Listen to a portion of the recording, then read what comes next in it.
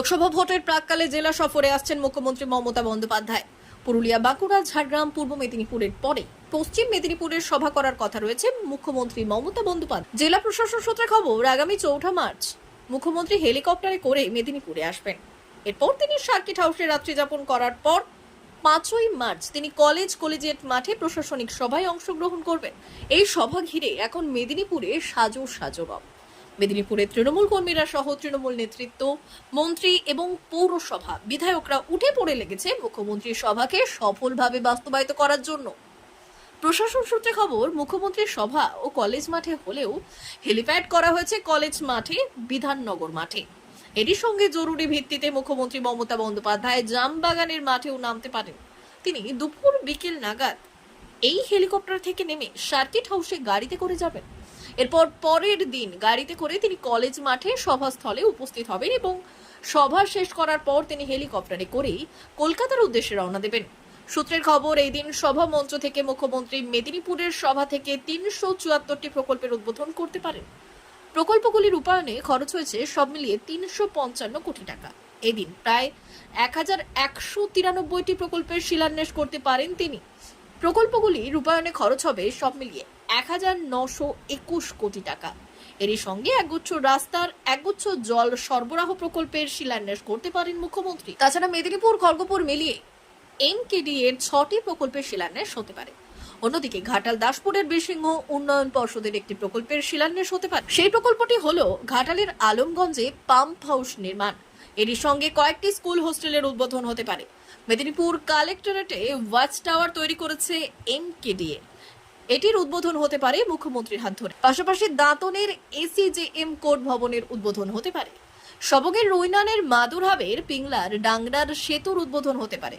মোট 12টি সুস্বাস্থ্য কেন্দ্রের উদ্বোধন হওয়ার কথা, যেমন খড়গপুর 1 নম্বরের দেওয়ানমারো, চন্দ্রকোনা 1 নম্বরের খড়গপুর, চন্দ্রকোনা 2 নম্বরের সীতানগর প্রভৃতি সুস্বাস্থ্য কেন্দ্রের।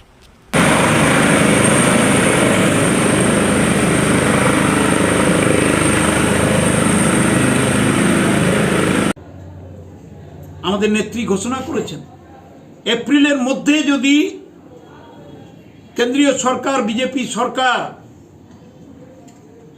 টাকা না দেয় 11,36,000 গরিব মানুষের বাড়ি তৈরির জন্য, তাহলে বাংলার সরকার মমতা বন্দ্যোপাধ্যায়ের নেতৃত্বে সেই টাকাও দিয়ে দেবে। তিনি আসছেন 5ই মার্চ, মেদিনীপুর তৈরি হচ্ছে। আজকে আমরা বসেছিলাম আমাদের সহকর্মীদের নিয়ে, ব্লক সভাপতি, পঞ্চায়েত সমিতির সভাপতি, জেলা পরিষদের মেম্বাররা, কর্মাধ্যক্ষরা, সভানেত্রী প্রতিভা, দুই দিকের সভাপতি, সুজয়বাবু আমার মিদনাপুর, আশিসবাবু ঘাটাল সাংগঠনিক জেলা, যুব তৃণমূলের নেতৃবৃন্দ নির্মাল্য, সৌরভ, মহিলা তৃণমূলের নেতৃবৃন্দ মামনি, আমার তনয়া, আইএনটিটিউসির নেতৃবৃন্দ সনাতন বেরা, গোপাল খাটুয়া, আদিবাসী, সংখ্যালঘু, শিক্ষক, সরকারি কর্মচারী ফেডারেশন, সবাই মিলে আমরা শপথ নিয়েছি মেদিনীপুর কলেজিয়েট কলেজ মাঠটিকে সেদিন আমরা উত্তাল তরঙ্গের মতো আছড়ে পড়বে মানুষের ঝড়।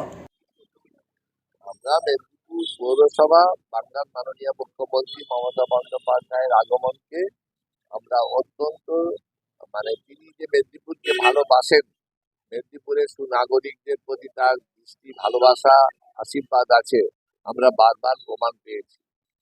তাই কালকে মাননীয় মুখ্যমন্ত্রী আসছেন শহরে, আমরা শহরকে সুন্দর করে সাজিয়ে তুলে এবং আগে প্রশাসনিক মিটিংয়ে তিনি যেগুলো আমাদের বাস্তবায়নের জন্য শিলান্যাস করেছিলেন সেগুলো উদ্বোধন হবে। D news, Medinipur.